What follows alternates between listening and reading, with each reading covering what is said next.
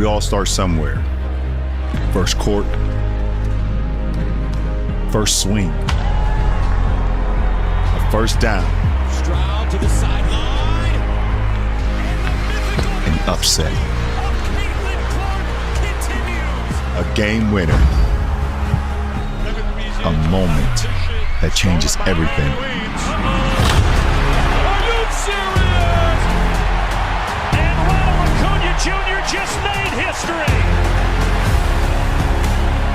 Iowa has conquered. Touchdown. What a throw. Every origin story has a first, Bonnie James. Yes, it is. What's that? and they all start here. Yeah. So for our main topic of the night, LeBron James is officially a Fanatics exclusive. We were talking about it on here about a month or two ago. We all knew it was going to happen. We saw the card surface up. Everything is official.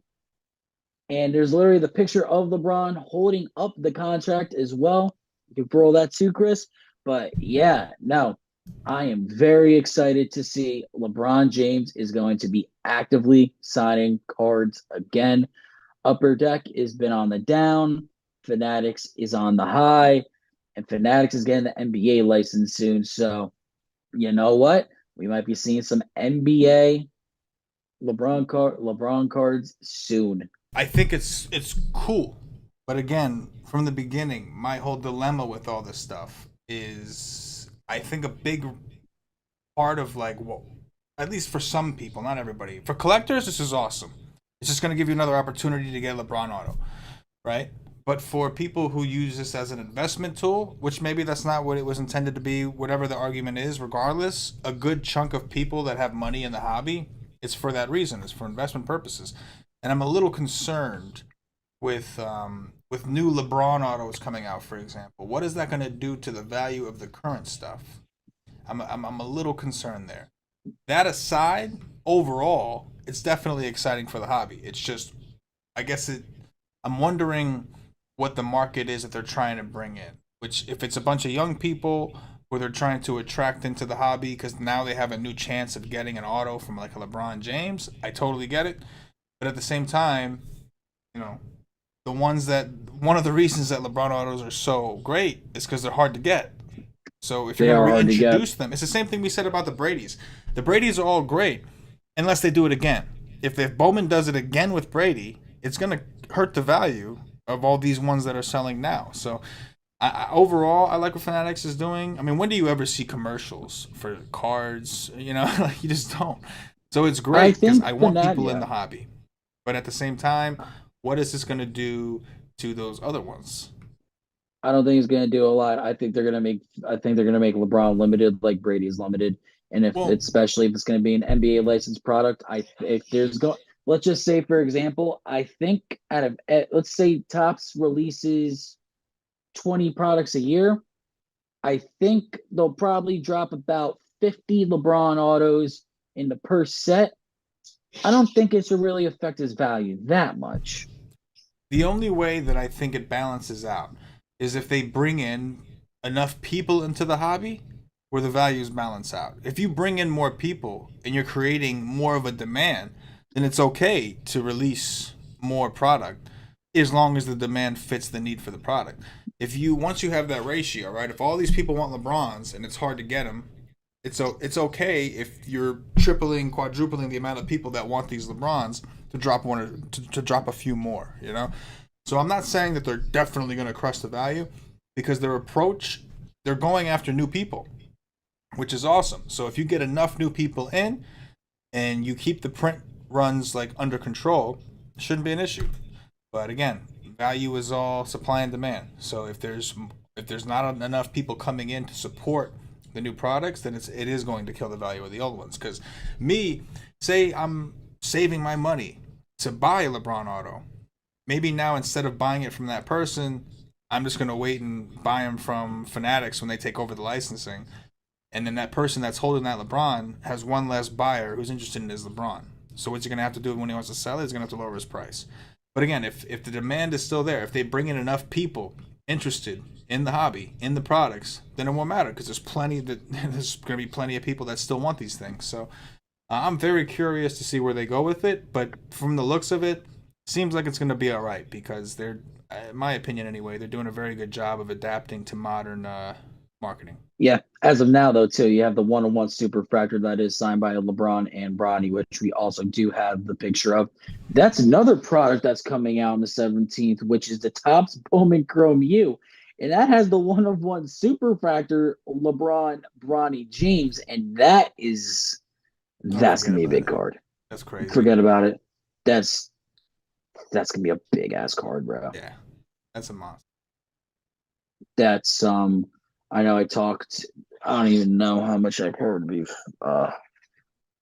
you think,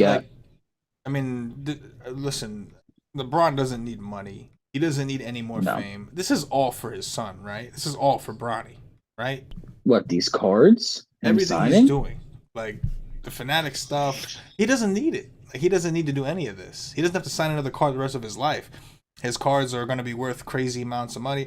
It seems to me like the only real motivation in doing this, Fanatics, no matter who it is for his legacy, aka his kids. And the one that's up right now is Bronny, who might need a little bit of help because of the heart condition stuff. You know, hopefully everything's all right with him. But wish him the best in his career. But you know, being as how this stuff happened, and even if it didn't, I mean, like, he's a huge marketer of his son. What did he say recently?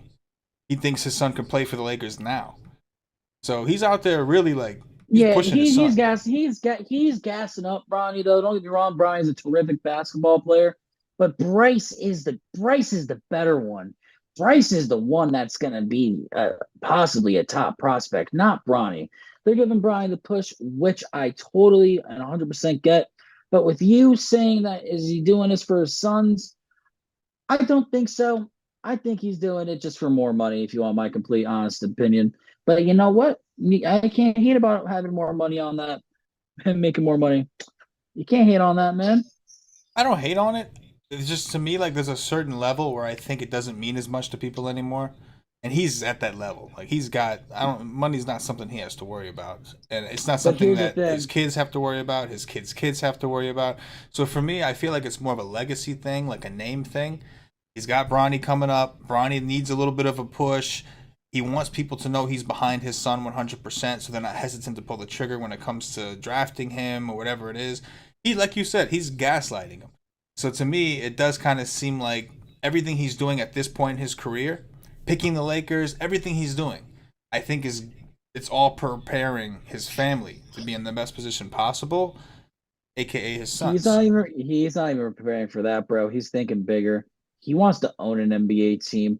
Once one of these expansion franchises comes on and he's retired, he's going to own one of these teams. LeBron is going to own a team, mark my words. I don't disagree with that. We saw Jordan do it, right? I think LeBron will do it on a larger scale, but I don't disagree with that. But I think LeBron's going to do it on a much larger scale. I agree with that part, but I still think that a lot of it, like what he's doing now, like even what he's doing now with the Fanatic stuff, I think it all has to do with trying to position his kids to be in the best spot. I think he wants his kids to have the reputations that he have, an easiest path to the NBA, the easiest path to stardom. And to me, I think everything he's doing is trying to use his name, the name that he's built up over the last X amount of years, and he's trying to make sure it doesn't go to waste and his kids get the benefit of it. This is my personal opinion. Yeah, it could be Marcus Jordan. And I'm all about it. Like, I have kids. When you have kids, you do everything for your kids. You don't give a... You said Marcus Jordan. Yeah, Marcus Jordan. That dude's dumbass. Yeah, Marcus Jordan's a clown. Dude sucked at basketball, and now he's piping out Scottie Pippen's ex-wife. They should probably babysit that kid, bro. Like, what the hell? It's a cold world we live out here, bro. But I got respect to him for banging out Larsa Pimpin, but hey, man, shit. He couldn't get it done in a basketball court, but he could still stick it to Scotty. You know what I'm saying? One way or another, he found a way. Yeah, nah, that shit. Yeah, honestly, I think that's because you see Scotty kind of talking a little bit of shit about Jordan now. I think that's a little bit of part of the reason is like his son is literally in a relationship with his ex-wife. I'd feel some type of way too. Yeah. I do think that Scotty So, maybe felt a little 100%. type of way about him before that, but that definitely did not help things. Oh no, not at all. Not at all.